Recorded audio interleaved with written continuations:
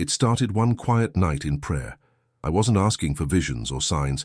I was simply tired of the noise, the fear, the confusion of the world. I knelt beside my bed and whispered, "Lord, what is happening to us? Where are we headed?" And that's when everything changed. The room faded into a stillness so deep that even the ticking clock disappeared. I felt a warmth on my face, like sunlight, but this was midnight. When I opened my eyes, I wasn't in my room anymore. I was standing above the earth. Below me, the world turned slowly in silence, oceans glowing, cities flickering like fragile lights. And above me, there was a voice, strong, familiar, full of compassion and sorrow. It was Jesus.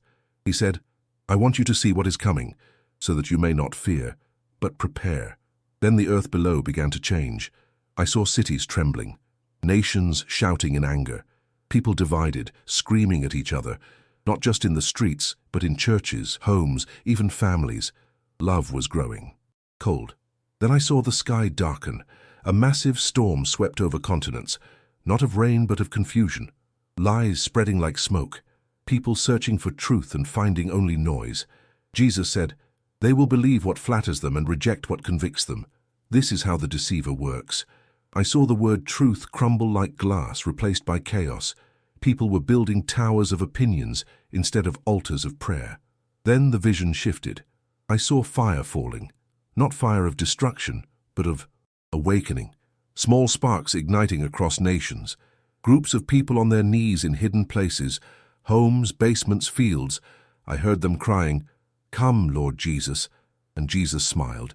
He said, "The darkness will rise, but so will my light. The world will divide, but my bride will awaken." He showed me waves of revival moving like wind across the earth.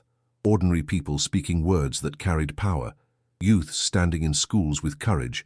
Families reconciling through tears. Then he looked at me and said, 2025 will be a year of exposure and decision. Many masks will fall. What is hidden will be revealed. But those who seek me will find safety, not in the world, but in my presence. Suddenly I saw something like a great shaking, earthquakes, political collapse, systems failing. Yet in the middle of it, there were beams of light rising from the earth into the sky. Each light was a person praying.